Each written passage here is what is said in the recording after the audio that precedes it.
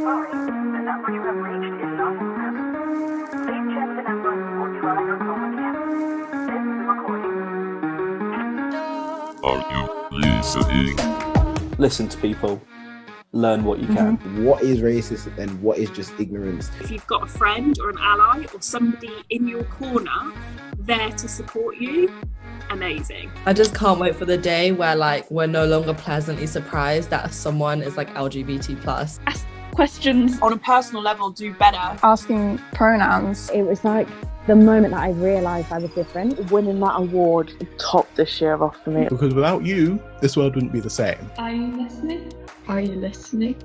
Are you listening? Are you listening? Welcome back, everyone. It's me, Emmy O'Shaughnessy, Director of Innovation and Growth at Oxfordshire Youth and Deputy CEO.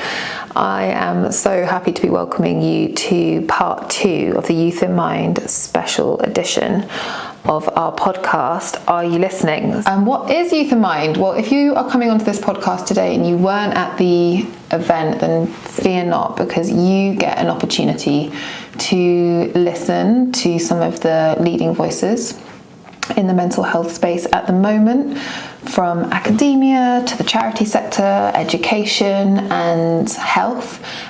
You'll also be hearing about some amazing young people who are making waves in the campaigning world and with music organisations as well. A quick overview of what Youth in Mind is, so that you can make sure you come and find out more in person next year. Youth in Mind is an event for professionals that work with children and young people. We think Youth in Mind is really special in that it brings together statutory bodies, so the local authorities. We had Oxford City Council and Oxfordshire County Council present, alongside school workers, police, health, and of course the voluntary sector, united by our shared passion to improve the mental health outcomes for children and young people. But the most important partner is, of course, young people themselves.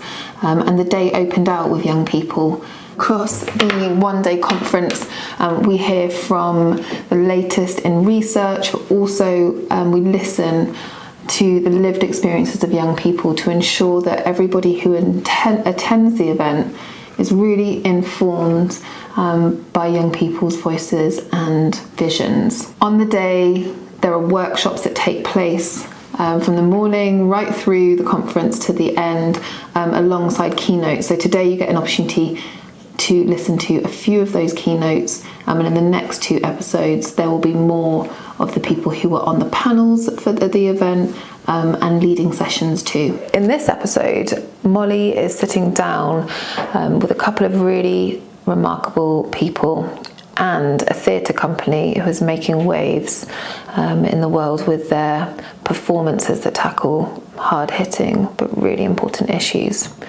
First up, we have Molly interviewing Dr. Mina Fazel, who spoke at this year's conference about the findings of her groundbreaking survey, the Oxwell survey. We'll make sure we put the links in at the end of this edition so you can find out more about the work that she is doing. But she is from Oxford University. She's the Professor of Adolescent Psychiatry, and she's been a regular at Youth in Mind, really informing the direction of travel for this conference in terms of the cutting edge research that is so important to be shared with people on the ground. So next up, we have Kelly Garside, who is a nurse by background and also a manager from CAMHS. I actually had the pleasure of speaking with her at Youth in Mind and watching her share the news about a new service that is addressing the needs of neurodiverse young people and making sure that those young people are having their needs met within the CAMHS system. So that was an amazing opportunity to hear about the progress being made there, and I hope you really enjoy listening to her share her reflections. And then finally, we have Nikki Stevenson, the joint CEO of Cherwell Theatre Company, Matt Lehman, one of the actors from the show Enact that was performed at this year's Youth in Mind conference, and the director of Enact, Amelia Hutchinson. We really love creating these online spaces where young people like Molly get to interview people from all different types of disciplines and backgrounds and find out more about how they are addressing the full spectrum of human identity and experience. And you hear that in this episode. We think about mental health and neurodiversity, the lived experience of domestic violence and how this shapes mental health, especially for young women and girls. And also thinking about the collective voices of young people being heard and responded to through the groundbreaking research that's taking place right in this city. So it is time to tune in. We hope you enjoy, and we'll see you on the other side.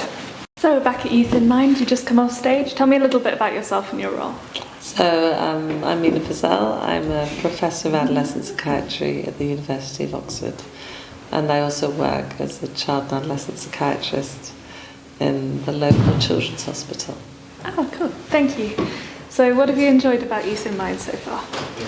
I really enjoyed having everyone in the same space. So coming together with educators, with young people, with those working across every sector, statutory, voluntary, together, just trying to learn together. It feels like people want to learn together. Mm-hmm. What have been your top 3 takeaways from the conference so far?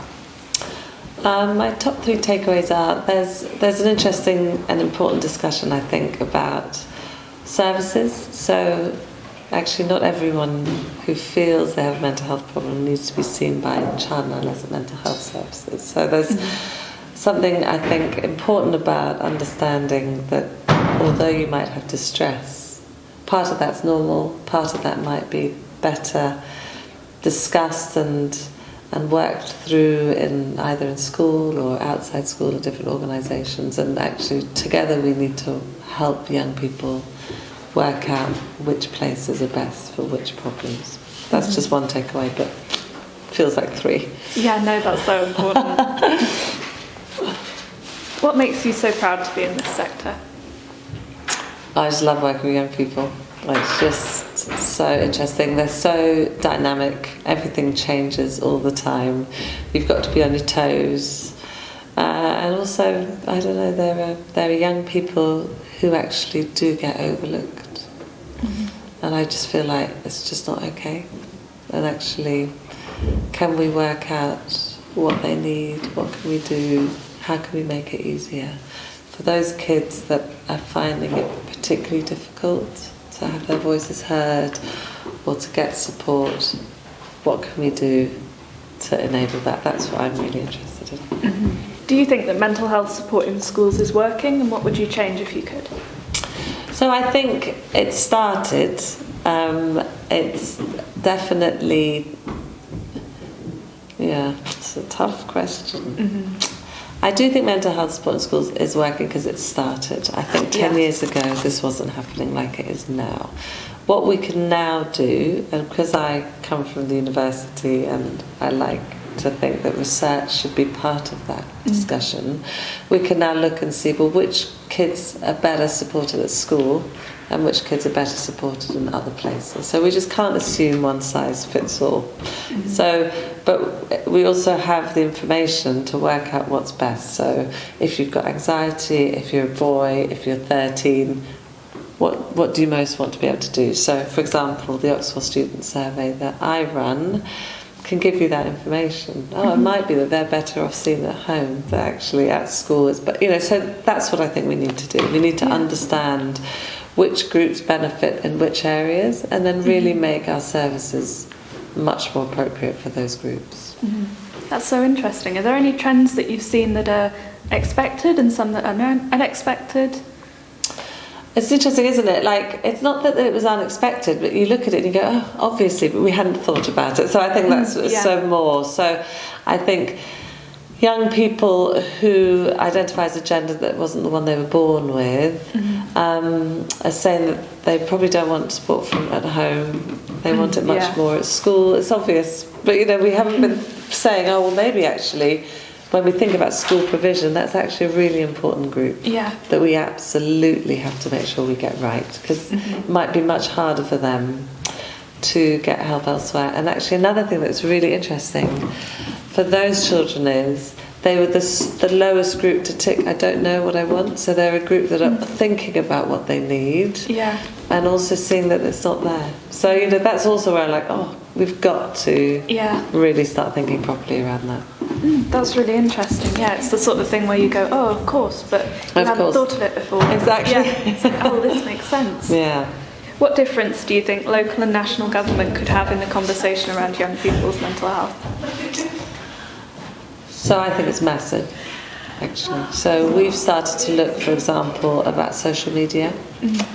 And I'll give you one example. So we ask, have you seen content about self-harm in the last month? And for those that have, which is almost half, we ask, how did you come across it? Now, 7%, so around 1 in 8, are saying they actually searched for it. So that might be because you want to help a friend who's self-harm, it might be to learn whatever. So 7% are saying they searched for it. Over 80% came up without them searching for it, on their feed, as part of something they were watching without wanting it, and that is absolutely unacceptable. But actually, that's only where policy comes in, and that's about kind of the algorithms are absolutely not being responsible about what young people are seeing, especially the most vulnerable. And I'm an adult, my algorithm is totally different, so I have no idea what a young person is seeing. So we also don't know, but that's where I don't think local things can necessarily help. We can educate each other about algorithms and all of that, but actually those are absolutely essential national issues. As an autistic young person, I've noticed a real link between neurodiversity and increased rates of anxiety and depression. Is this something that you've noticed, and what do you think causes this? So I think this year is the first year in Oxford we've asked about if young people perceive themselves as neurodiverse, so we can actually really look at that now and see. So we do know rates of anxiety are higher. I think it's two main reasons. One is we're not really very good in a lot of our structures to understand the needs of individuals who are neurodiverse. Like, I work in a children's hospital, and it's pretty loud and loads of colours, and everyone thinks it's important to make it exciting for kids to be there, but actually that's not appropriate for everybody. So I think a lot of individuals who are neurodiverse are forced to conform and live in a structure that isn't made to address their needs. So I think we can think a little bit more about education, about actually how can we also make this more welcoming, safer, more encouraging of a whole range of ways that people express themselves. So I don't think that's done well. And then I do think that it might be we need to understand a little bit better about those that do actually have anxiety disorders, how we help them and treat them and make that available. Yeah, thank you very much. This was really interesting. You're most welcome. Thank you. Tell me a little bit about yourself and your role. Yeah, absolutely. So my name's Kelly Garside. I am a nurse by background, and I've worked for Oxford Health CAMHS for the last 26, nearly 27 years. It's coming up to next month. I am currently a service manager, and I particularly manage the NDC CAMHS team and the eating disorders team. My background has been clinical for many, many years. I went into management about 6 years ago, but prior to that, the large proportion of my career has been around supporting young people directly clinically, and now I've just slightly moved away into more leadership and management. Okay, that's interesting. So what have you enjoyed about Youth in Mind so far? Oh my gosh, so lots. So first and foremost was the introduction was beautiful, as I'd already previously said. It was really, really lovely. It's always tough starting. The children were quite amazing, and being able to utilise a song that they'd thought of that was poignant to them. I got little goosebumps on my arms, actually. I thought it was amazing. I really loved listening to Mina and looking at the data and understanding the population and the ever-changing challenging picture that we have ahead of us. And I think one of the things that's really stood out for me is unity. So, being part of the NHS, it's really important that we are part of the wider systems of our community, and I just felt this complete connection with everybody in the room and that unity of services, that we are all here with the same aims, the same goals, on the same journey, and we're doing it together. So it was a really lovely place to be, actually. So that's definitely a top thing for me today. Yeah, definitely. The sort of solidarity in the auditorium was amazing. Really felt it. Yeah, absolutely. What have been your top 3 takeaways from today's conference so far? Okay, my top 3. Well, my first one will be around the pressures and demands on the education system and funding. We know that the needs and what is required for education is ever changing. The needs of the families are different, the young people are different, but actually often schools need to manage that with the same pot of gold, and there isn't another pot of gold coming. So I really felt a level of compassion and empathy hearing that talk today around kind of those demands. The other element was, I felt a bit sad actually that maybe our colleagues in education aren't accessing the support in that unity context because of the time.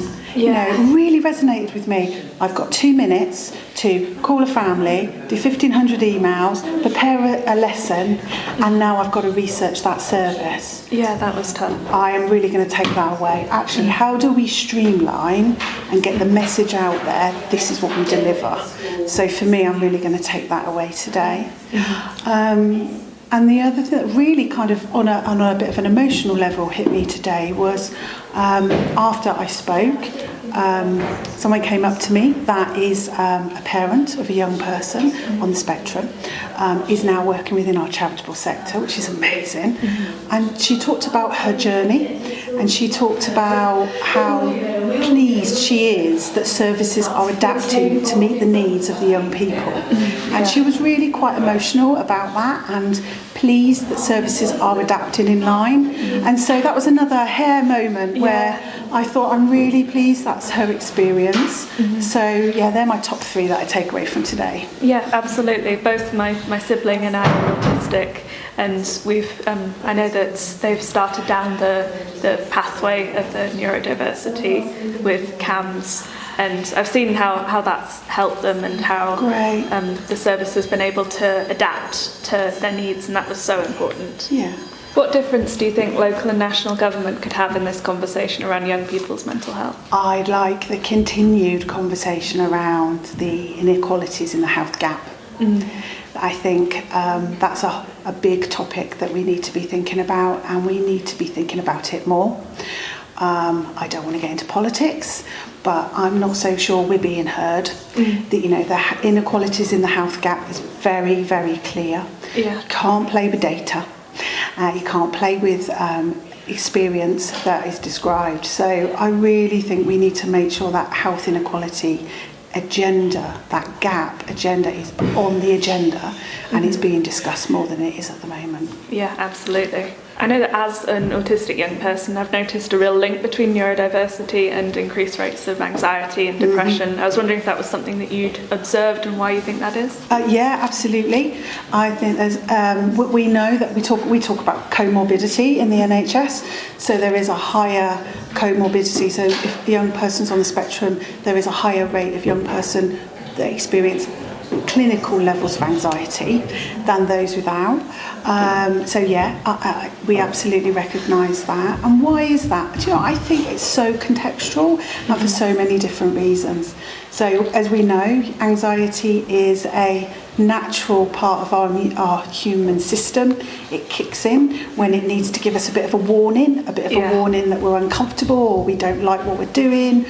And so I think sometimes the world can be complicated, and there are different situations that neurodiverse adults and young people will find less tolerant of, and their anxiety then comes up. But on a positive, we can do adaptations. You know, we all live where we live, do what we live, work how we work, because it fits who we are. And in that respect, there shouldn't be a difference. Yeah. You know, we adapt our life to meet the needs of who we are. So, yeah.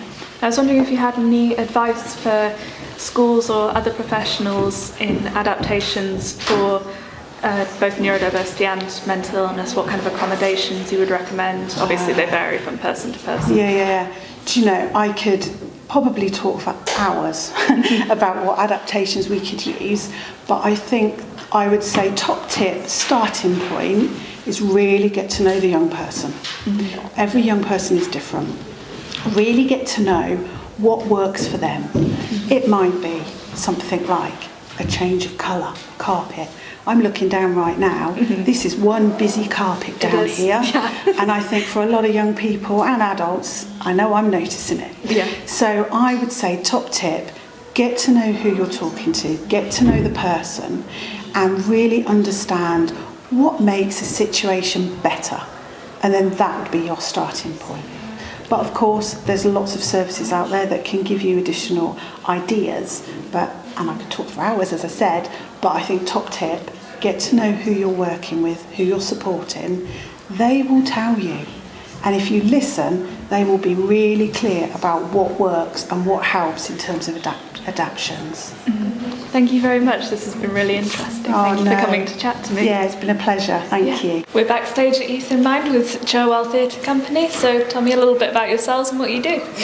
So my name's Nikki Stevenson, and I am the Creative Communities Director and Joint CEO at Cherwell Theatre Company, and I have been the project lead on the Enact project.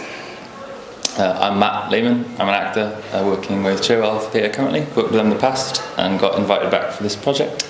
So that's what we've been working on at the minute. And I'm Amelia Hutchinson, and I'm the director of Enact Volume 2. Cool, thank you. Thanks for being here. So what have you enjoyed about Youth in Mind so far? The lunch? No, not really. I mean, it was great, to be fair. There was a really good helping of chips in there. The workshops have been really interesting. It's really great to get to interact with some of the really inspiring people that are doing amazing youth work across the county at the moment. And the thing that I'm finding most exciting about it is the really strong theme of us listening to young people, because that's the whole premise of what we do, of our project, is all about placing young people at the centre and listening to their voices. So it's really, really exciting that we're somewhere where everybody's sharing that viewpoint, and we're not advocating for it. We're getting to be around other people who already recognise why that is so valuable and important. Definitely.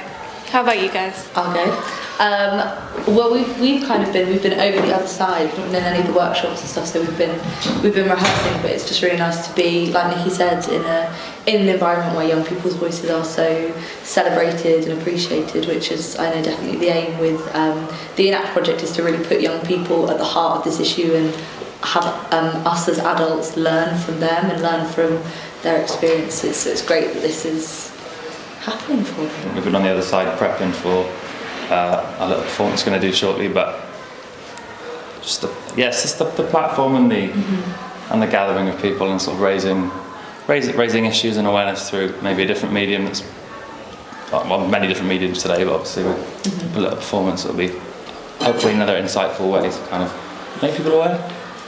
Yeah, definitely. There does seem to be a real sense of like solidarity and community here, which is great. So what do you think is the hardest part of your jobs? There's always hard parts to jobs. Obviously, like, as a creative, I think the hardest part of this job and on working on this project specifically is making sure that we bring everything back to the young people. If there's a debate in the rehearsal room about what the intention of something is, or why it's happening, or why that word, or why that phrase, it's really useful to always say, but this is what the young people have said, it's what they've inspired, so we need to kind of honour them. So I think that's it's tricky sometimes to keep them in mind, because obviously we're not necessarily used to working in that way, but it's a really good thing to have at the centre of it all. I think acting is about truth and telling truth. myself and the other actors have come into the project after the work that's been done with young people, so we've sort of seen this. We've ended up with the products of the scripts, and it's trying to tell the truth of that, but they're very. It can be seen as a difficult topic to present, a very important topic to present, but it's about approaching it. The difficulty is approaching it with a sense of truth, which often is not nice to face. The characters you're portraying, be it the perpetrator or be it the victim, are very real people, very real lives, and we've had a lot of discussions in rehearsals about we're not making excuses for these characters of what they're doing, but you have to construct where they've come from, the situation they're in, and then telling that truth is more impacting than telling a stereotypical version of that, which really doesn't do justice to what we're trying to show. So I'd say that's probably one of the most challenging parts about what we do. Yeah, that's really important, sort of the context and everything that sort of goes into something like this. Yeah. My job's a bit different because I'm always at CTC, not just here for this project. And I think the hardest thing about my job is wearing a lot of hats and doing a lot of different things. So I'm here today and I've worked the whole weekend at a youth festival that we've done in Banbury, and next week we'll be doing the full-scale production of Enact. So it's quite it's a really full-on job, and I'm often sort of skating between things. It's really nice to come to something like this and have a whole day where you focus on one thing, because often I'm like popping into the rehearsal room and then I'm sitting and I'm dealing with finances, and then I'm like trying to wade through some emails, and then I'm on the phone to somebody about a young person. So I think that's the most difficult bit of my job, is not being able to just always focus on the one thing you really want to focus on in that moment, because you're pulled in a lot of different directions. What do you do to care for your own mental health while working on the project? It's a very good question. I think as a cast, as a collective, we're creating something that's very, very important, that there's honesty, openness, and permission in the room to say, do, or take a moment out if you need anything. As I said, the topics we're focusing on can be very uncomfortable, very real, but very uncomfortable. So just having that space to be honest, take a step out with no questions asked. You're dealing with quite heavy emotions, quite heavy things that can play in your mind when you leave for the day. So we check in, we have with each other, and I think that's what it is your project is a collective. You are a collective full of individuals who may struggle, and that's okay, as long as you've got the openness there. It should be. Yeah, I think we're having a lot of laughs as well. We're like really trying to find the lightness in the room and like our bond as a company. So like I love cooking, so my thing is like, we've had a stressful day, I'll go home and I'll make something like a bit too extravagant for my dinner. And like yesterday we had like a little group charcuterie board for lunch. We had like focaccia and brownies. So it's just like doing that and then being able to like come together as a group. Obviously in the context of all this difficult work, but being able to take a moment away from it and have that lightness is like, it's invaluable, I think. Yeah, absolutely. And we sort of set up on day one that the group have got a word they can use if they want to take some time out of the space, but also we set up the rehearsal room in a way that we're very close to our office, so if people need some time, there's somewhere that they can go, and we kind of set that as the precedent right from the beginning, that we recognise that this is difficult and that you're not just an actor or a creative professional who's been hired in to work on something, that we recognise what we're working on is really challenging and really difficult. And I think particularly set in the context that all of these words come from young people and that this is the reality of what young people are facing. I think for me that's an everyday thing, because I work in this industry, I work in this area, and I understand that, I hear that all the time. But I think as someone who is a creative professional, for example, like Matt might be working on a Shakespeare piece in 2 weeks' time, and this week he's working on something where he's hearing young people talk about really, really hard issues around violence against women and girls. And so we know that for someone coming in, they might not have the context of what the support services are around them, and that we might just be hiring them for a job, and then we just ignore the fact that actually there's something really difficult going on here. So we try and set that up right from the beginning, that we recognise that, and that we don't want to ignore that could be triggering for anybody, and we share the content in advance with actors before they take on the role so that they're aware of what they're coming into in case it's not the right thing for them. What makes you so proud to work in this sector? I feel so exceptionally proud to have found a way to use something that I'm good at to help young people. I have dyslexia and dyspraxia, and I had a lot of trouble at school. I wasn't necessarily the most well-behaved teenager in the world, and I grew up really feeling the limitations of what I thought I could achieve in life because of those things, because of spending a lot of time in an education environment that didn't suit me. And I've always had a commitment to helping other people, but it took me a long time to realise there was a way of combining the thing that I have always felt good at, which is theatre and the arts, finding a way to combine that with really supporting people and enabling people to be platformed and empowered by the work that's happening, and that they can come and be a part of that regardless of those boundaries that I might have felt as a young person. Being dyslexic would never be a disadvantage in what we do. It would only be an advantage because you think about things differently. And being autistic would never be a barrier, and having a physical disability would never be a barrier. Everybody's voice is equally as important, and we have a fun and creative way of helping people to realise that and unlock that in themselves. And I feel really proud that we're able to use that in an arena like violence against women and girls, and we do substance misuse work, and we do cyber safety work, and I think it's really exciting for young people to get to approach that in a way that is accessible to absolutely everybody. The arts is for everybody, and I feel really proud that we're able to use that as a vehicle. I feel exceptionally proud of the work that we've done through Enact, and I'm really proud of everything that we do to engage people. Yeah, you should be.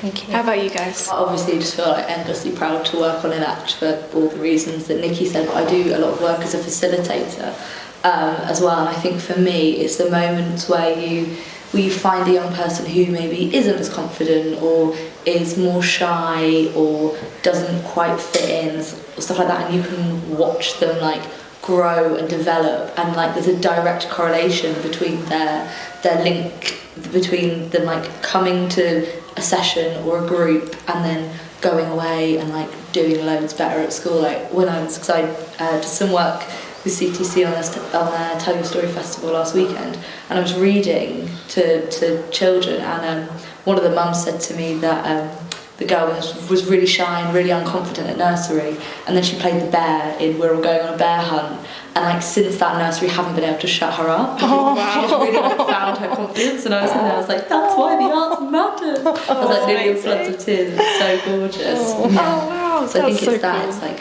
finding and generating that we've all found. Like we're not in the arts because of for the money or for the acclaim or anything. We're all here because it's done something for us. So it's nice to be able to like give back, really. Yeah, pass that on. That's really cool. I think generally for just a general acting stance, you're connected with people and experiences and stories and lives that I never would have been exposed to had I not entered this career. That can be wonderful, it can be challenging, really eye-opening, and it makes you really appreciate the world as art sort of speaks truth and it speaks expression. And I think just surrounding yourself with that and other creators and how they work is just a joy and fills me with pride. But then bringing it to CTC, it's my second time working with the company. Last time I did a project last year, we worked with the young people in the production, and it's nice. You kind of feel a part of then the bubble of life and the bubble of creativity. I can see a lot of my younger self in them, maybe a younger self with maybe similar things going on, and it's like, I don't want to compare it to a ladder, but essentially, the further, or the older you get, or the more you progress within whatever career path you're in, someone else takes the spot you maybe once held, and then you can then give back to them, and just giving them a voice. And I think with issues like this, to bring it back to the project, I feel like the arts generally, the creative arts, is kind of left prevalent maybe in the school systems there once used to be. So that outlet, that voice isn't there. And as soon as you make a young person aware that they can have a voice in this way, and it can be presented in a way, I always say, I was always told I'd never have to put my entire truth on stage if I'm bringing something, because that's mine, but still it can be represented. Yeah. And so that's sort of a safe but inclusive way of young people getting involved and speaking their voice. And yeah, that's one. Yeah, that's really cool. Thank you so much for sitting down to chat to me. I can't wait to see what you have. Yeah, thank you very much. Thank you. Well, that's it for episode 2. I hope you really enjoyed hearing from those fascinating conversations, interviews. It's really important we keep the conversation about mental health going. So whether you want to tell us your thoughts about this episode, or you'd like to learn a bit more about Oxfordshire Youth, please make sure you check out our website, oxfordshireYouth.org, and you can follow us on social media. Do it today! Ox Youth on Twitter and Oxfordshire Youth on TikTok, Instagram and LinkedIn. Have a really good rest of your day or evening. Take care of yourselves and each other, and we will see you on the next episode.